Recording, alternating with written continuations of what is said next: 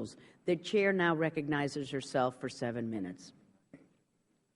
Today, we continue our examination that we began in June of why Taiwan matters and why, despite the importance of the U.S.-Taiwan relationship, Taiwan has been so neglected in recent years. To counteract this growing inattention to Taiwan in certain Washington circles, including inside this administration, and to clarify congressional intent, I introduced last month a bill, H.R. 2918, the Taiwan Policy Act of 2011. This legislation seeks to further clarify and strengthen the Taiwan Relations Act, which has long served as the cornerstone for American policy in addressing cross-strait issues.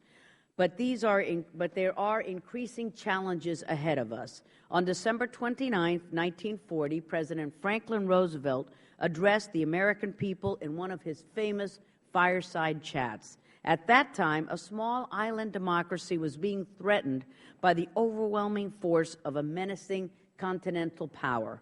Roosevelt told the American people that, quote, "We must be the great arsenal of democracy," end quote, to provide the means for the small island country of Great Britain to preserve mutually cherished democratic values. Yet the Obama administration has beaten a steady retreat not only from its obligations mandated in the Taiwan Relations Act, but from the spirit of FDR's words by not providing sufficient means for Taiwan's defense.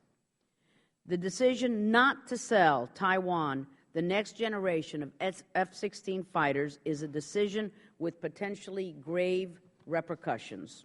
Why must we appear so timid before Beijing? And what message does such timidity in the face of Beijing's growing belligerence send to our treaty allies in the Asia-Pacific, especially Japan, South Korea, the Philippines, and Australia? Nor does allowing Taiwan to slip further and further behind the cross-strait arms race meet our own national security requirements. And any cozying up to Beijing with a wink and a nod on Taiwan arms sales is a clear violation of President Reagan's 6 assurances. Is it customary to give the clearly potential adversary the game plan for the defense of a friend and strategic partner? Isn't that like telling the fox the location of each chicken in the henhouse? Taiwan needs our help.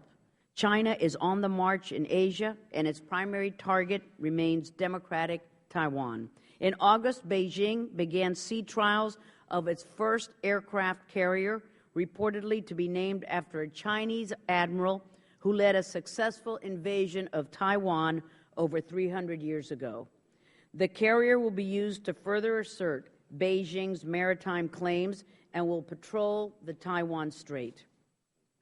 Beijing has bullied our Philippine allies in the South China Sea, has threatened our Japanese ally in the East China Sea, and intimidated our South Korean ally in the Yellow Sea. In June, for the first time since 1999, Beijing also sent up aircraft that crossed into Taiwan airspace above the Taiwan Strait. Taiwan responded by sending 2 of its outdated F-16 fighters to intercept the Chinese aircraft, which fortunately turned back. But why must Taiwan depend on rickety old aircraft provided almost 20 years ago by the George Herbert Walker Bush administration to face state-of-the-art Chinese fighters? Taiwan has repeatedly asked this administration to provide it with the next generation of F-16 CDs. If the skies over the Taiwan Strait become contested, how is Taiwan to defend itself against Chinese state-of-the-art fighter jets? The 2011 Department of Defense Annual Report to Congress on military and security developments, including the People's Republic of China, noted that, quote, "The balance of cross-strait military forces and capabilities continues to shift in the mainland's favor," end quote. Randall Shriver, who appeared as a witness at the committee's last Taiwan hearing in June, wrote this summer in the Washington Times that, quote, "Out of our deference to China, and despite the rapid PLA buildup, the Obama administration to date has the worst record on Taiwan arms sales since the passage of the Taiwan Relations Act in 1979, end quote. A 2009 RAND study goes so far as to claim that the Chinese military, quote, likely has or will soon have a credible ability to challenge the United States and Taiwan for air supremacy, perhaps opening a window for an invasion attempt, end quote. Likewise, the administration's most recent China military power report clearly shows the threats that Taiwan faces from an increasingly muscular and aggressive China. It is obvious, therefore, that Taiwan needs the next generation of F-16 fighters to protect the skies. She needs them now. And Taiwan equally needs diesel submarines to protect her territorial waters, and she needs them now. The upgrade of older model F-16s is a modest step in the right direction, but insufficient to meet Taiwan's increasingly urgent requirements for an effective air defense, including late-model combat aircraft. This raises questions about the administration's commitment to ensure that Taiwan has the means to defend herself against mainland China as mandated in the Taiwan Relations Act. And more broadly, Taiwan needs an active American policy to promote deeper ties between our two nations.